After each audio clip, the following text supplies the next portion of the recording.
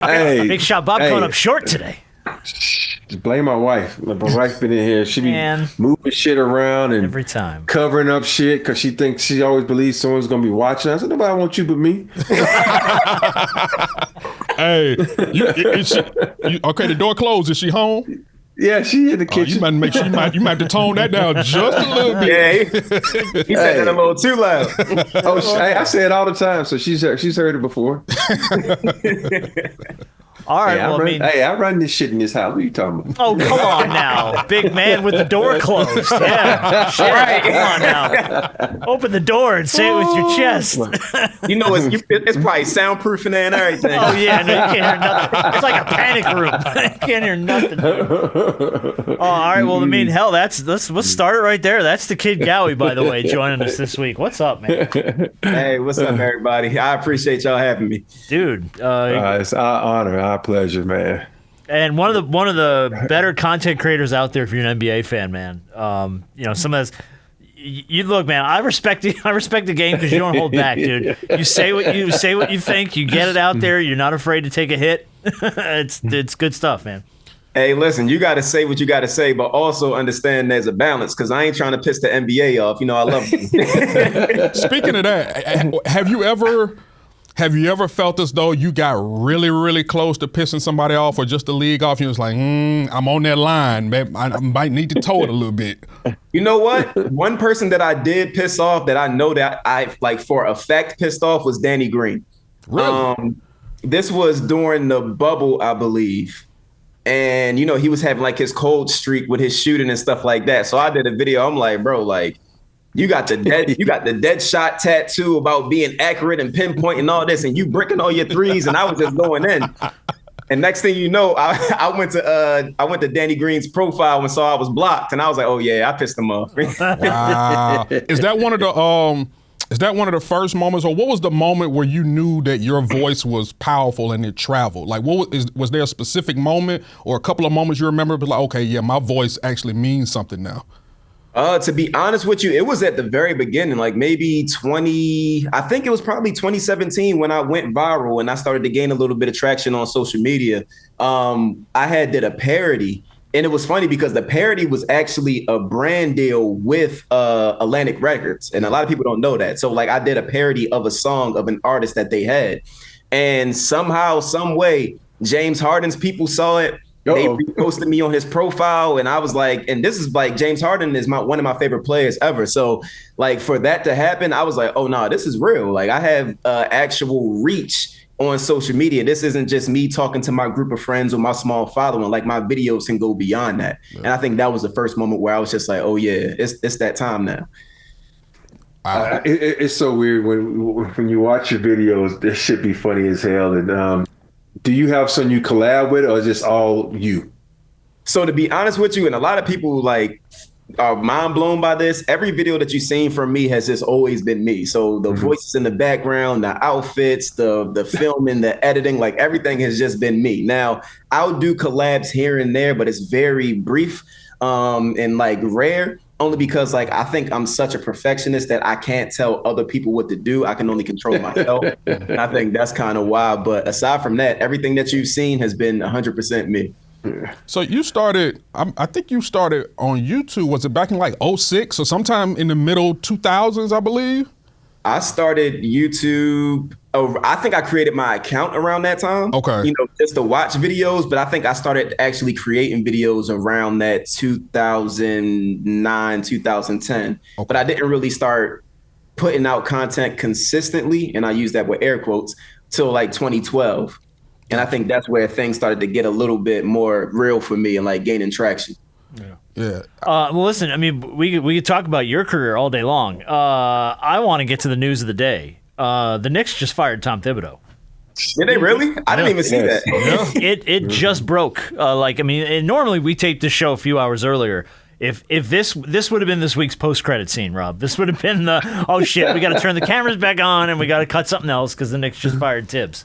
Happened just a few minutes ago. They're relieving Tibbs of his duties. He had back-to-back 50-plus winning seasons for the last 5 years in the playoffs. Knicks just went to their first Eastern Conference Finals in 25 years, which goes to show you that Knicks fans have no chill. Like they will, if you don't get us to the finals and bring home a ring, we don't have time for you. Because that's like it's nuts to me that they would let him go on the midst of what they just did. Yeah, situations like that makes me feel for the coaches because it's kind of like it's damned if you do, damned if you don't. Like if the Knicks would have missed the playoffs, obviously you get fired, rightfully so. But the fact that you made your first Eastern Conference Finals in 25 years and you still get fired, dang, that's a hard job to have. That's New York, baby. That's the NBA. You think about 5 years. You think about, you talk about, I don't give a shit. He just got fired after winning the championship just 2 years ago. Oh, Mike Malone. Where's our buddy Mike? He's here. I don't give a shit. He's there. He is. He's there. You think about that, man. The thing that I would tell people, if I was a coach, I wouldn't give a shit if I got fired because I'm going to get paid anyway. I'm going to sit my ass home and make some money. So with that mindset, you got to coach these guys. If they want to act like an ass, okay, you got like an ass with them. I say, I don't give a shit. I'm going to get fired any damn way. And I think when you watch how he coached the Knicks, if you'd have coached the Knicks how he coached at the end of the season, the playoffs, and did that throughout the season, I think they would have been a better ball club. Playing only 6 to 7 guys all year, 40 minutes a game. Mm-hmm. You can't do that, man, nowadays, especially how fast the game is. In our era, you could have did that shit because, had the possession. We're going to walk that bitch up, set something up. No, hey, I'll get the big ass on the Smoke a cigarette on your way down the floor. That's fine. And the crazy part about it is, but Tibbs is up to his old ways. Even when he was in Chicago, you run 6 guys into the floor. He's one of the guys that people contribute to Derrick Rose's demise and his injuries is because he didn't know when to say when. Sometimes, hey, man, you got to take care of your players, and your players take care of you. And he has a history of not being able to do that. Yeah. I always, when people say Derrick Rose Tibbs is the reason Derrick Rose broke down. It's not the only reason. It's not only. I just think about when you look at a guy like Derrick Rose, his explosiveness, it was bound to happen. It's going to happen. I hope it doesn't. But Ja Morant, same way. Look how hurt he is all the time because they're so explosive. They're so small in stature. Who's supposed to jump that damn high? That's being that little. Shit, that don't make any sense. Gowie, if you had to, I personally think that you only make this move if you're the Knicks for one person and one person only. But I want to know who do you think? Okay, now you got Tibbs out. Who's now going to be the new head coach of the New York Knicks? I mean, I feel like y'all brought the name. I would want to go to Mike Malone because that's the most recent champion. And I just feel like what he was able to do with Denver is something that you really want to kind of bring to your program. I feel like you have the pieces as the Knicks. And I keep hearing people talk about trading Cat and this, that, and the third. I don't know how other people feel about that. Me personally, I think you keep Cat. But it's just like you get these pieces, you have the coach, you have to make it work. And I just think that with Tibbs, I do think he got stuck in his ways a little bit. It kind of reminds me of like Mike D'Antoni a little bit. Like Mike D'Antoni, he had his style of play. Rob's favorite guy. Hey, listen, man. Hey, you and mine both. But like Mike D'Antoni, he was stuck in his ways. It's like it's my way or the highway. And with Tibbs, with his small rotations, it's kind of like, yo, this is what we're going to do. This is what I'm sticking to. And I feel like there's nothing wrong with sticking to your guns, but also be open to expanding that. And when you fail to do so, that's kind of what happens. But like I said, long story short, Mike Malone will probably be my choice. That me too. That's the only way you fire. That's the only way you fire Tibbs if you go get a NBA champ coach like Malone. Think about it. It's just like, to me, there are a lot of young coaches out there that are assistant coaches that could get some good jobs and stuff like that. And for me, it doesn't just have to be a Mike Malone. It's some other people out there that could come in with some new blood. I just think, people look at the Knicks and they look at. Let's be honest, they overachieve each and every year with Thibodeaux. If you look at that squad, they shouldn't be winning 50 games, man. But the one thing they're going to have to do is they're going to have to take Mini Luka, meaning Bronson, and change up that whole style of play because if they keep playing like that where Mini Luka is taking all the shots and letting everybody get his scraps, they're going to be back in the same position they were last year. Mm-hmm. Okay, so now the question is, how does a guy like Brunson respond to a guy like Mike Malone? Because we know Mike. Mike doesn't. Mike said it himself. He doesn't give. I don't give a shit. He does not give a shit. Yeah. Like Mike don't care. So, do you think those guys would be pliable to a coach like Malone? If you look at that whole crew, me personally, and Gowie, I'll let you answer this too, but I think they will because everybody on that team is coachable. You know, and I don't see any guys saying, "Oh, I ain't doing this shit." You know, I think that whole team will be like, "Okay, let's try it." You know, especially if you got a guy with a pedigree that comes in there. Okay, let's try it your way. Yeah, I agree with that too. Like you have the Nova boys over there. I also believe like when you have that situation where you were so close to tasting a championship and you get a guy to come in that's won one, I feel like that's an easier way to buy in. It's like, okay, we fell short, but maybe this is the guy that can get us over that hump because he's done it before and he's done it fairly recently. So like, I think that's ultimately what's going to make them buy into it. Man, just slap that big old ring on the table and say, y'all want one of these. Hey, listen, y'all ain't seen this since 73. Hey, you can slap that ring on the bitch that says you still had that dude 3 MVPs and they win shit, so. They won one. They got it done once. They got there once. Hey, you know nowadays one don't mean shit. Look, like Rob, they need you to go back to back. Rob, remember this. Those. The last time the Knicks won a title, the trophy was made out of a whole different set of material. They don't make the trophy the same no more. Made out of stone. Dude, they don't even make cars the same way no more. Hey, listen, I said they don't even make basketball players the same way they used to. I said the last time the Knicks, last time New York won a championship, Frank Lucas was moving Knicks and Come on now, it's time to level up. Come on, what are we doing? Yeah. Tell me, Gowie, tell me you've had run-ins with Knicks fans. You have had to have them come at you at some point. Oh, for sure. I went to Madison Square Garden when they played the Rockets. So I went there for that game. And that was actually my first game at the Garden. Man, the energy in there is insane. Like the game was on maybe like a Tuesday or Wednesday evening. And I was like, yo, this feels like a playoff atmosphere. And it's Wednesday. Like people got to work. People were at work today and got to work tomorrow. And it was like, it was jumping in there. So one of my things on my bucket list is I want to go to New York when they win a playoff game because the energy outside of MSG is insane. Yeah, just don't wear the other team's gear. You'll be all right. Oh yeah, for sure. Yeah, I'm gonna go nicked up. I'm sorry. You got to make business decisions. Yeah, you put that Rockets hat to the side for a few minutes. You know what I mean? So what your Rockets gonna do, man? Oh, that's your Rockets too. Yeah. Hey, pass that buck real fast, man. Hold on. I root for who paid me. Who pays me right now? Lakers. Yeah. Nobody right now because I'm a free agent. But that's right. I'm waiting to see. I see that Lakers pillow in the back though. I need to see a Rockets one next to that. Well, the Rockets stuff is over there. You see my little that right there? Yeah, that's me. All the right, Rockets don't have pillows. You know, they don't give me shit like that. Lakers always giving you shit, man. So you just throw it in I got so much Lakers shit floating around here. But I don't mean that in the bad way. I just mean Lakers stuff. Yeah, I was gonna say. Yeah, I'm about to say they definitely ain't gonna call now Lakers.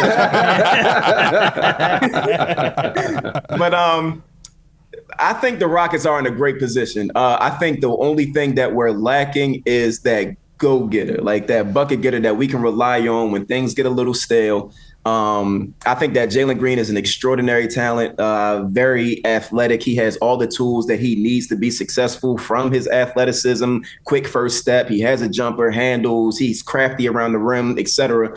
But consistency has been his biggest issue since he's came into the league. And I think that if the Rockets want to take that next step, we have to get a guy that's going to be able to be relied on in those moments. I think that all right, so listen. Here comes his case for Giannis. Ready? Here we go. So to be honest with you, I'm afraid of the Giannis play. The reason why I'm afraid of the Giannis play, and me personally, I think that Giannis has been one of the best players. Like I'm saying, top two. It may be controversial depending on who you ask, but Giannis has been a top two player over the past 5 years in the NBA, and that's my personal opinion. But the reason why it scares me is because if you go get a Giannis, you have to give so much up.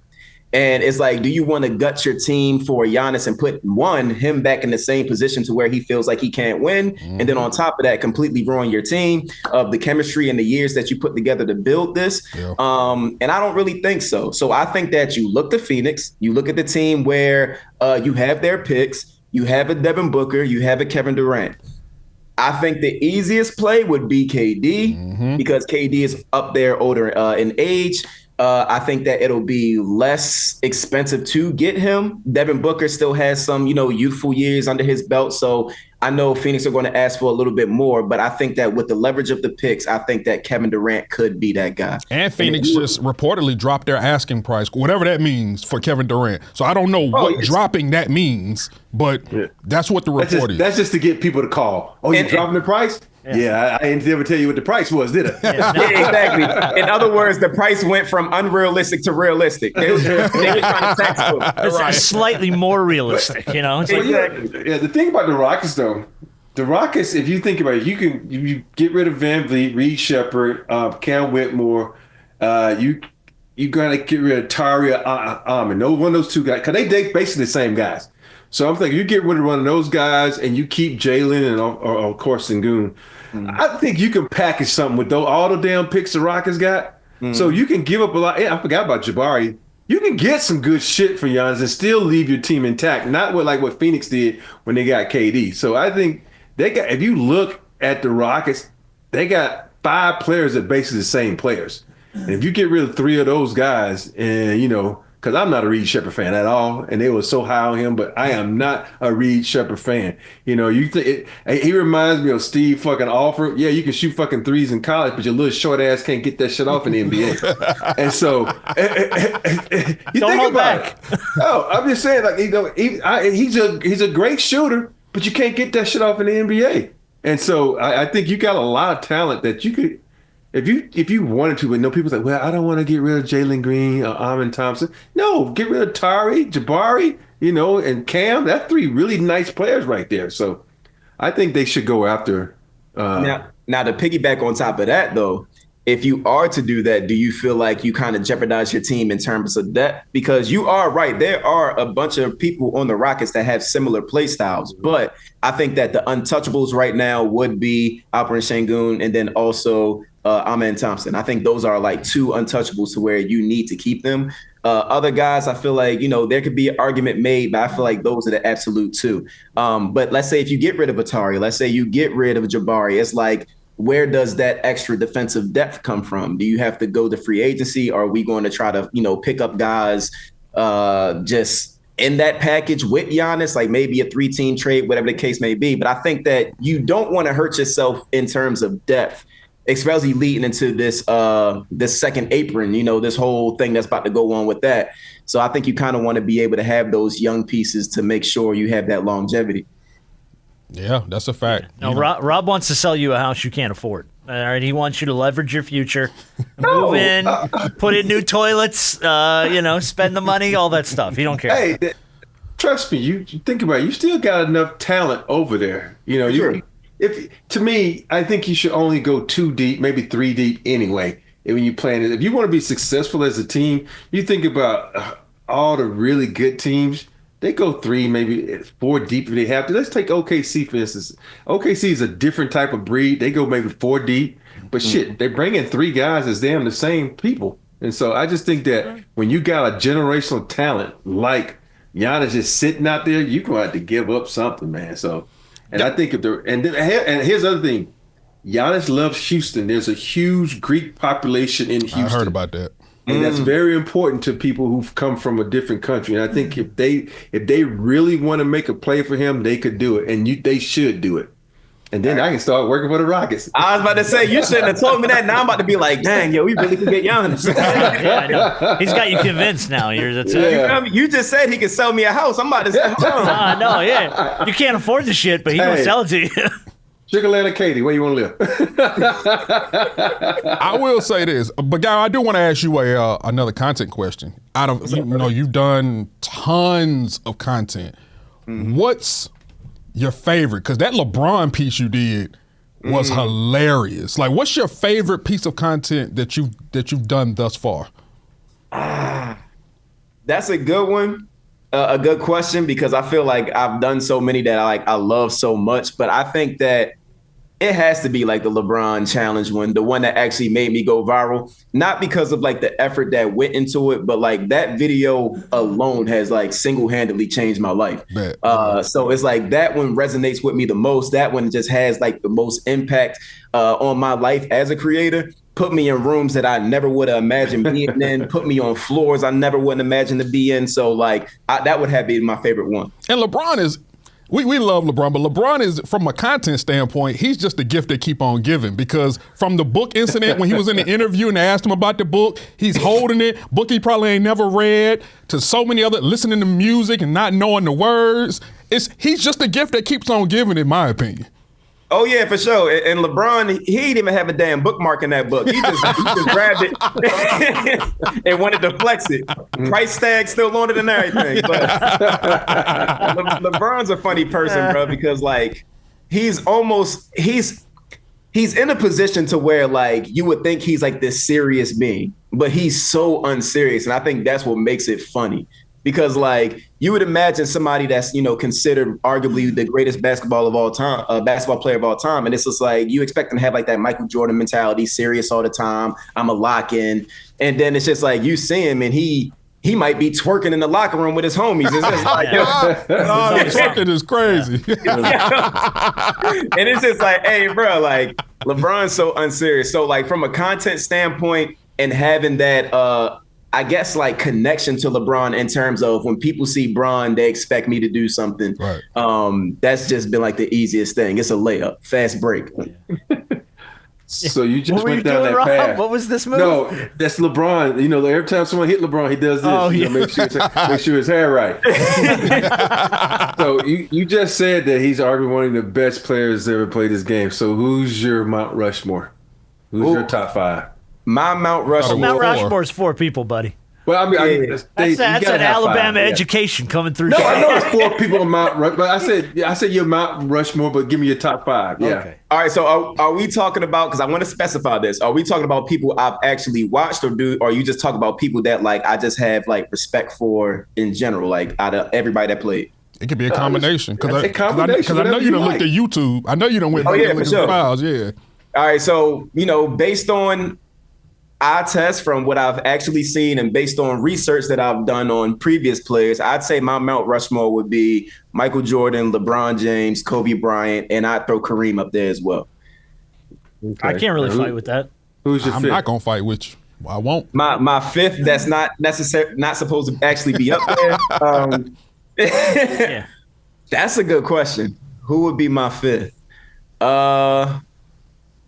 This gonna be a controversial one because he doesn't get a lot of respect. But I'm gonna throw my dog James Harden up there, man. I'm gonna throw Harden up there.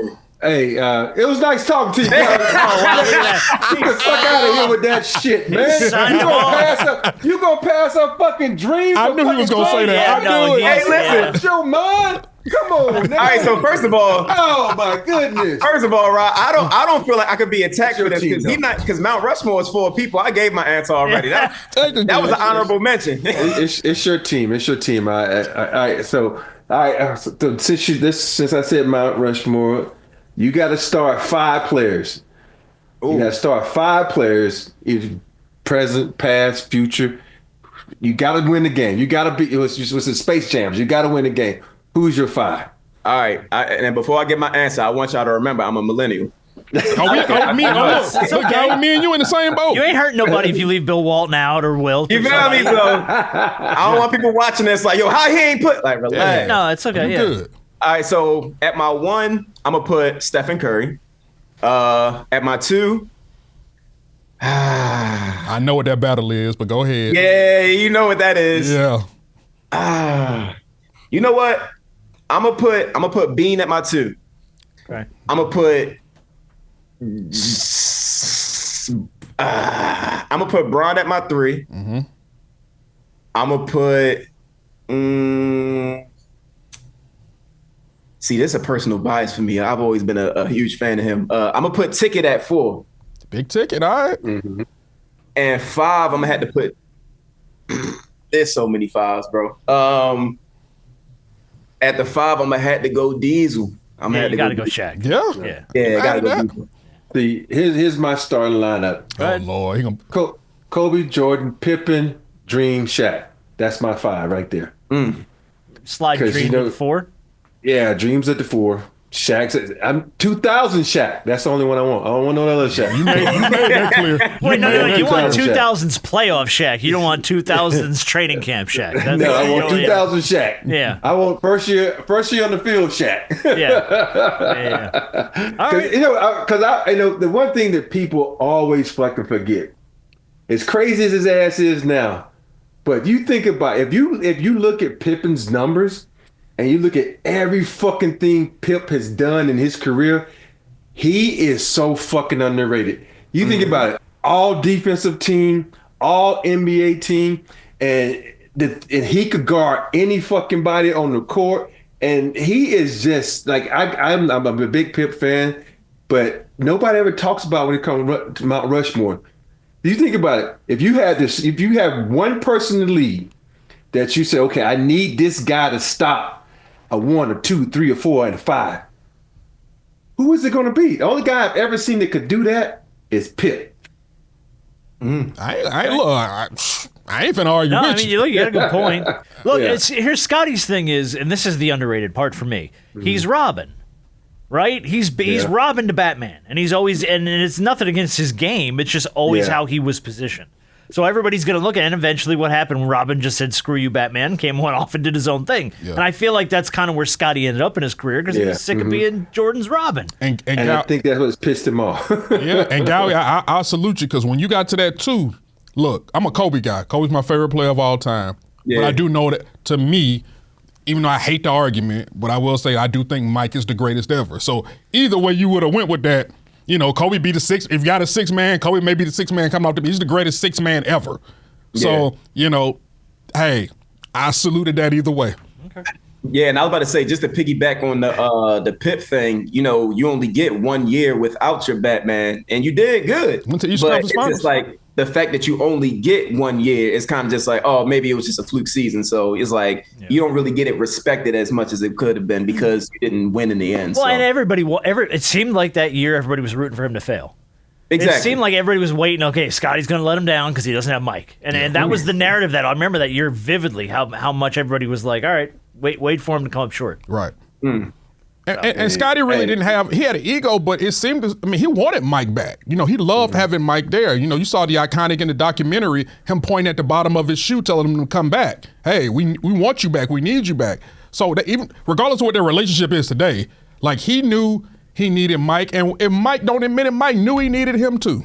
Yeah. So because Mike needed more than just him. You forget he came back in '95. Yeah, he didn't have fucking enough. He needed fucking Robin. He needed Kukoc. Yeah. He needed a lot of them. Ron Harper. He needed a lot of people. So it ain't just MJ. And I think sometimes people think one player always carries a fucking team. Yeah. And no, you got to have 4 other motherfuckers that can get you to the top. Yeah, right. That's a fact. Yeah.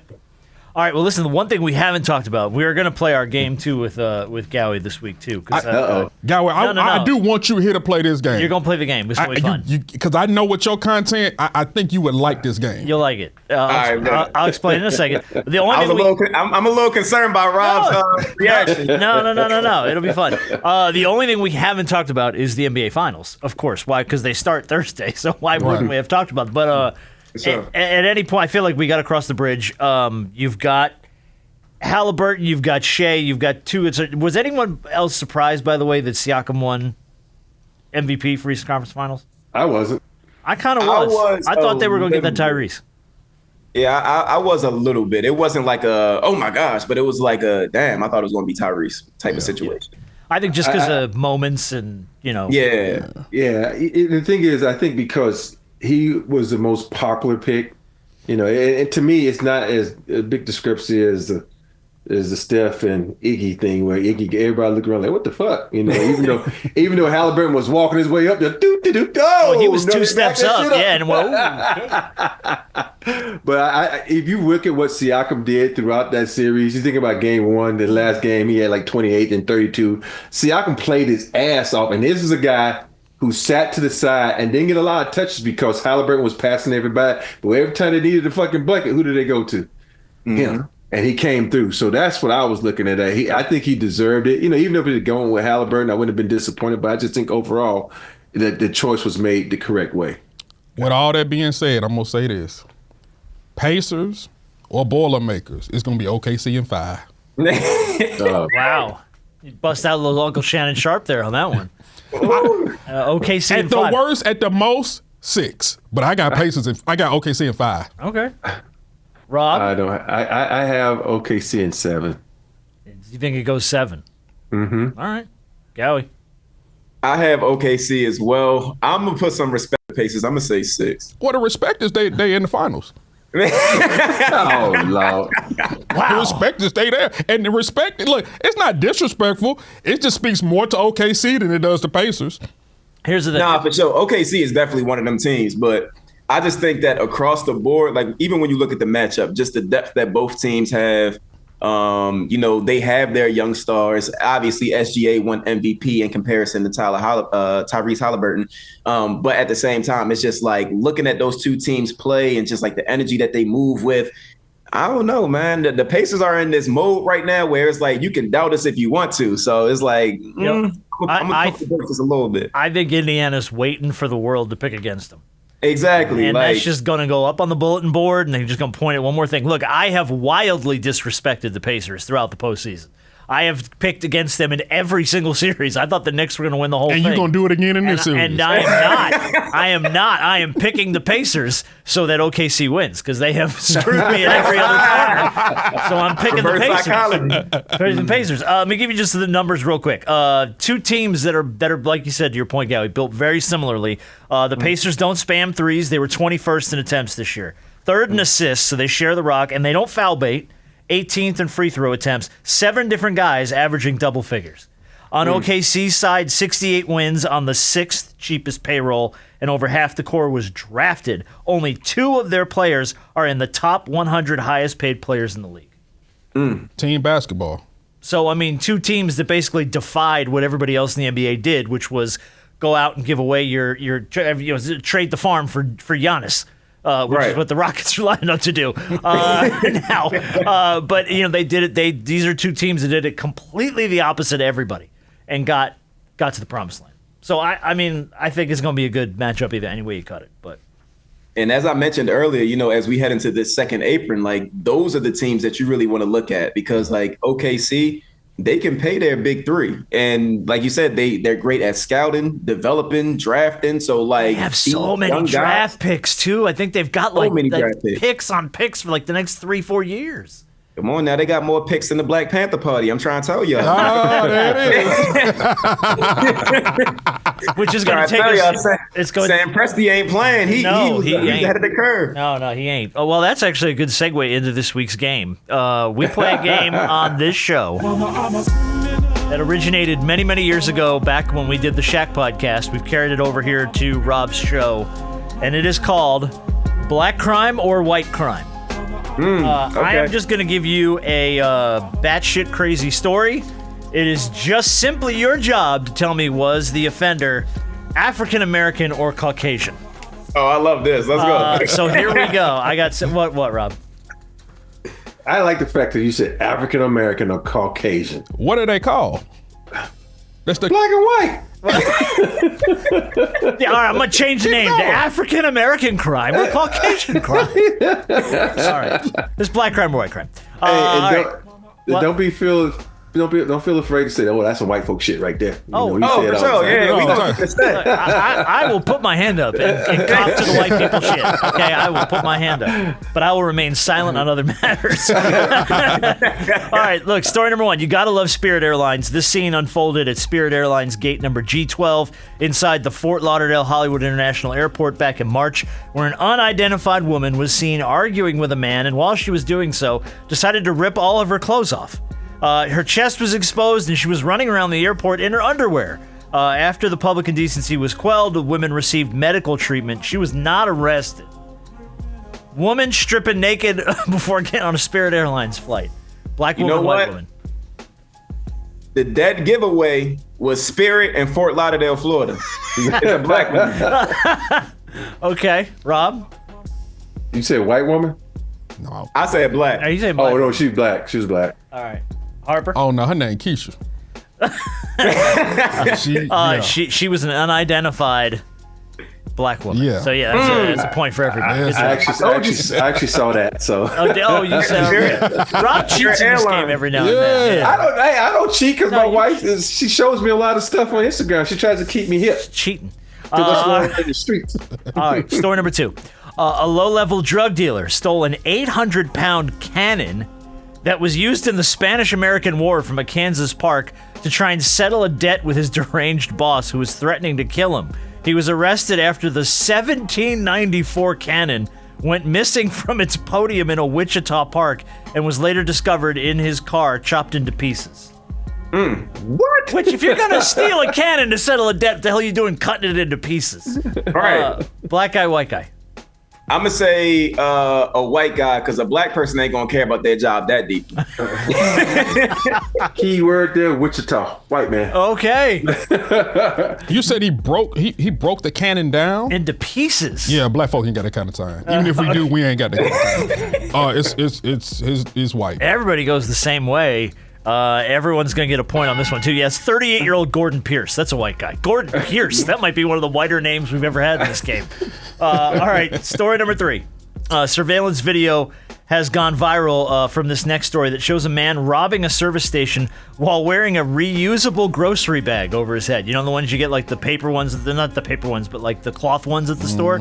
He got that joker over his head, wielding a knife. He had to take it off to put all his loot in there. Plus, he was having a hard time seeing through the cloth bag. So this is straight out of Django. They got him on camera. Yes, it was. It was very much Django. I can't see. Can you guys see? I can't see.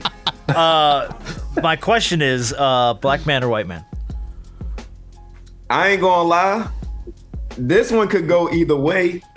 I'm gonna lean towards black because it seemed like it was a spur of the moment type of thing where it was like, he ain't really think about it. He was kind of just like, "Dang, I need well some bread thought right out." now. Yeah. Okay. Yeah, I need some bread right now. Let me make this happen. And I think that's what happened. Black. Robert Ory. I'm gonna go white. Okay.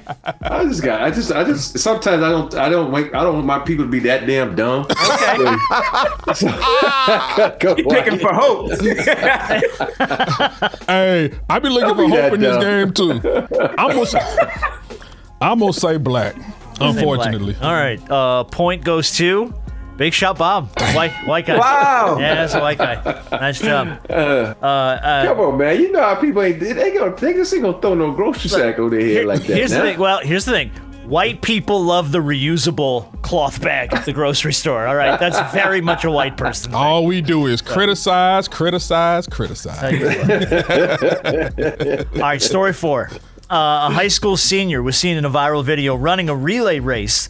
This was a women's 4x200 relay race out in track and field, and she was trailing her opponent. So what did she start doing? Hitting the girl in front of her on the head with the baton before she handed it off to her fellow competitor there. This was in Lynchburg, Virginia. The runner dove off the track, fell to the ground. As a result, her team was disqualified, and she was charged with assault and battery. Girl who decided to smack the woman in front of her with a relay baton. Black girl or white girl? Now, I'm going to say this. Black women are very fast. So when it comes to track runners, I feel like it's going to be a black, dominated thing. And if it was a white woman, I don't think she would be that bold. So I'm going to go black. He's got good logic. I can't fight his logic. Come on now. Robert Ory. Black. No explanation. No, I saw this. Okay, I got. Oh, you again? Wait a minute, but this sounds national news. Yeah, this sounds real familiar to that national news that happened. Okay. It made national news. Yeah. Oh, this right. a sister. Oh yeah, it was a Layla Everett. Yeah, it was a black girl. that's her. All right, well I gotta start. Because she came on apologizing, saying that she didn't mean to. She was all this and all that. Like, it made national news. Yeah, she said it was an accident. I said when you started now, I said this sounds familiar. Yeah, I'll tell you what. All right, well I gotta stop using national news stories. My bad. I got no life, man. I sit in the house and watch. Yeah, I'm like, you gotta get off Instagram, bro. TV. Like, come on, dude. What are you doing? All right, a couple more quick ones here, and then we'll let Gowie run. Orlando police say a man waltzed into a Tiffany & Company store in Orlando, impersonating a representative of an Orlando Magic basketball player. He said he did that to get access to the high-priced jewelry. He then stole $769,000 worth of earrings and a ring worth $587,000. The problem is when they stopped him outside, he didn't have any of that on him. They didn't find it till they got him back to the police station and did a scan. He swallowed them. Wow. So, dude who swallowed about $1.5 million worth of jewelry from a Tiffany store. Black guy or white guy? I ain't gonna lie. When the story first started, I was like, oh yeah, that's a black guy. Because first of all, if he can convince them that he's a basketball player, he's black. Well, he's a representative of the Orlando Magic. I didn't say he was a basketball player. Oh, okay. He pretended to be a representative of a basketball player. When you got to the point where you said he swallowed it, that's a white guy. Okay. Shit. You didn't see this one on Instagram, did you? I didn't see this one on Instagram. Cheating I didn't ass see this cheater. one. I ain't cheating, man. Making sure. Part of me want to say white guy, then a part of me want to say black guy. So I'm gonna go with a brother. I'm gonna go with a brother on this one. I'm gonna go with a brother. I'm gonna go white. Now, some brothers have been known, to swallow drugs when they go to prison just to try to hide them. But you talking about $1.some million in jewelry? No, bro. Okay. That's a white person. That's white people shit? Y'all that adventurous. We ain't that adventurous. Yeah, no. No, that's 32-year-old Jathan Lawrence Glider. It's a black guy. Oh, dang. Wow. Yeah. Rob, point for Rob. Point for Rob. All right, two to go. Hey, first of all, white people don't really think, I'm gonna represent the Orlando Magic. Some brothers, shit, I'm gonna represent the black guys in basketball. That was my logic going into Scott that one. Skiles may have something to say about that. I'm just saying, all right? That's what I'm saying. He had me in the first half. I was like, oh yeah, that's a black guy. But the swallowing the jewelry, that's where it got me. Yeah, I got a little funny. I named the only white person I knew from the Magic in history, Scott Skiles. May have something to say about that. Shit. All right, a Robert. I can't name another white guy either. Greg Kite. On the Magic? Who? Greg Kite. Did he play for the Magic? I don't know. That's your era. Yeah. Now you're going deep. All right, let's get to the stories here. Instead of trying to name white people who played for the Magic. A robber didn't get what he expected after attempting to rob a sex store in San Bernardino, California. Surveillance video from the story shows the workers behind the counter fighting him off, thinking his gun was fake, and angrily throwing large rubber dildos at him. Oh, no. He left empty-handed. With a fistful of God knows what. So the man who tried to rob the sex store and got beat off by dildos. Just the best way to say that. Pause. Unidentified white man or black man? Oh, man. This one is hard. Pause. Yeah, I'm about to say. I set this up for disaster. I set the whole thing up. Hey, yo. This one I'm gonna have to go biracial. It sounds like light skin. Right down the middle. I like that. Okay. I'm gonna say white guy. Okay. I'm a white guy also. Rob's going white I think guy. I saw this story. Again, cheating. Freaking cheating. Candace needs to stop showing you Instagram I know, stuff man. and She's cut off the ruining TV. every game on the podcast. If she starts taking you to Walmarts and Waffle Houses, we got big problems. Big problems on I this show. just left New Orleans. I wanted to go to Waffle House so bad. Oh, my God. So, Gowie, the other game we play on this show, Walmart or Waffle House. I'll give you a crazy story. You just got to tell me if it happened at a Walmart or a Waffle House. I'm gonna That's say an interesting one, too. I'm gonna say white guy. All right, everybody's going white guy. Everybody's going to get a point. Yeah, it's an identified That's white how we man. close it out. San Bernardino, California. That should have been the giveaway there. A lot of white folks there. I think I've seen that story on TV. Do you want the last story? It's my favorite. I don't want the game anyway because I got every question right. I think you're right. Yeah. Cheat. So yeah, no, it's this is my favorite story in the whole thing. Police say a fight broke out between a group of teens at a local community center in Memphis, and it took a gunshot fired into the air to get the boys to break up the fight and scatter in every direction. The police say the shot didn't come from any of the teens, but rather one of the boys' 72-year-old grandmother. She went to pick up her grandson at the community center, saw the fight, got out the car, started firing up into the air, the boys to scatter. Black woman, white woman. You gave this away when you said Memphis. Yeah, I was about to say that. Okay, fine. I should let the city in. Once you said Memphis and then OG came out with the pistol, yeah. Definitely black activity. Ninja shit. Hey, you said that, not me. Yeah, That's all I'm gonna say. that's us. All right, yeah, that's points all around. Yeah, that's 72-year-old Joyce Brown. God bless her. God bless Grandmama carrying a man strapped. Grandmama strapped, man.